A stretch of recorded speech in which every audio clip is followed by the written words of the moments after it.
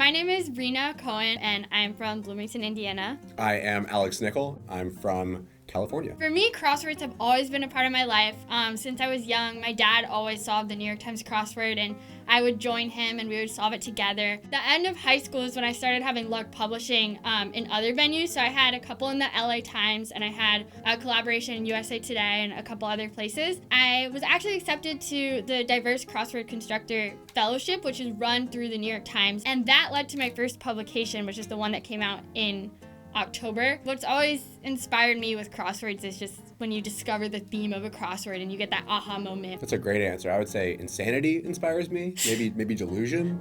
I'm not entirely sure. I got really into the New York Times mini crossword one summer in college when I was unemployed and had nothing to do. And so I just go back through the New York Times mini archive, and I ended up just like doing all of them since they started in 2014. And I think like Rena, I had a moment where I was like, oh, like I solve this all the time. I can make my own. And it turns out I really couldn't, but I kept showing up at the StudLife offices and pestering them into publishing it. And they were nice enough to do that. And now we're here. I think inspiration comes from everywhere. We do WashU themed puzzles, so based on different parts of campus or different events that are going on. Other times we just are inspired by what's going on in the world. So in the winter, we'll incorporate a lot of words like sled and igloo and other, really cold inspired words. Sometimes we'll do holiday themed puzzles. And then sometimes there's also personal words, which is really the fun of it, is incorporating things you like, things that are special to you and people around you. And that's really special to see that appear in a crossword that goes out. I love incorporating pop culture themed clues.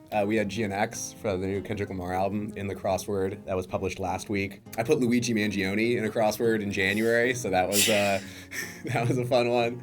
Some of the basics are every word has to be at least 3 letters. You want to make sure that the clue is in the same tense as the word. Another big one is called the breakfast test, which is you want all of the words in the puzzle to be pleasant enough that somebody who might be solving the puzzle while they're eating breakfast would not be put off by what they're solving. And so you want to avoid like obscene language and things that might have upsetting references in the puzzle. So these crosswords are supposed to make people happy, and that's really the goal. Now we'll walk you through the process of making a crossword. Today, we're going to walk through making a StudLife themed puzzle in honor of being in a StudLife video. So let's do it. So the first thing we're going to try to do is fit StudLife into the grid. Now, it's a 5x5 grid, so that means we're going to have to split stud and life into 2 words. What if we moved maybe stud over 1 square and separate stud and life out a little bit, because the U as a starter might be a little tricky.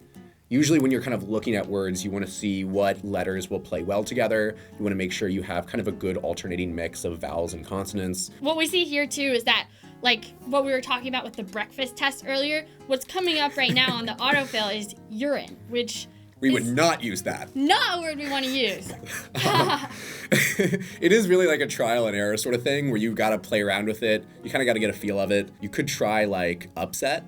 Okay, yeah, that sounds good. Yes, there's software that helps you fill this stuff in, but it's very much still a human process to make a crossword grid and to sort through all of these words. You could go through many words before you find a grid that works, and that's totally normal, and that's part of the fun of it. But this grid is looking pretty good. How long does gridding a mini usually take you? That's a good question. It definitely depends on how much of a perfectionist I'm being with it.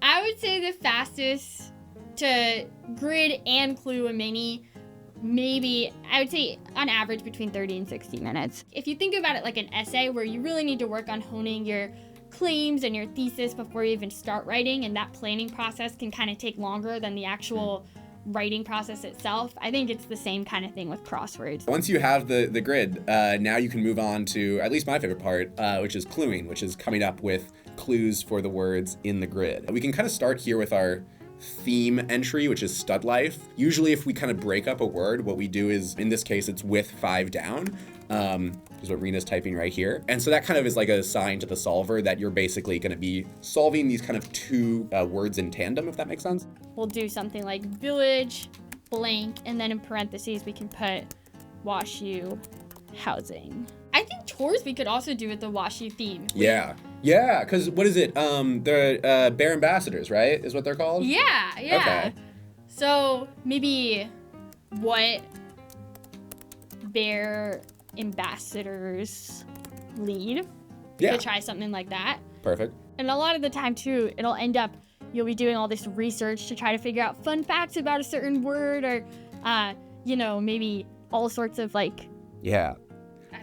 all the ways it's been used before in pop culture and stuff like that. You learn a lot while you're cluing. There was one time I read Peeta Malark's Wikipedia page for about 20 minutes until I just settled on Katniss's partner. All the time. So it's a very common experience. We go down Wikipedia rabbit holes pretty often in this process. Okay, so let's do these last two. Fire could probably be something. You could do clay pottery. You could do like an employee let go. You could do like fired up, like amped up. Probably if we're going to go with simple, we can just go with something like let go as an employee. And there you go. There's a crossword. You can look out for it on games.studlife.com. Yeah. If you want to make a crossword, if this has inspired you to join us and make a crossword, reach out. And you can join us at our weekly meetings. They'll be on Sunday. From 5 to 6 in the StudLife offices. Wow. And anybody is welcome. Anyone can make a mini puzzle. And we are here to help. We're here to answer questions. And we're here to work with you and get your voice heard in the form of a crossword. You can play our crosswords at games.studlife.com. We have a new mini crossword every single day. We have large 15 by 15 crosswords every so often. Check it out. Games.studlife.com.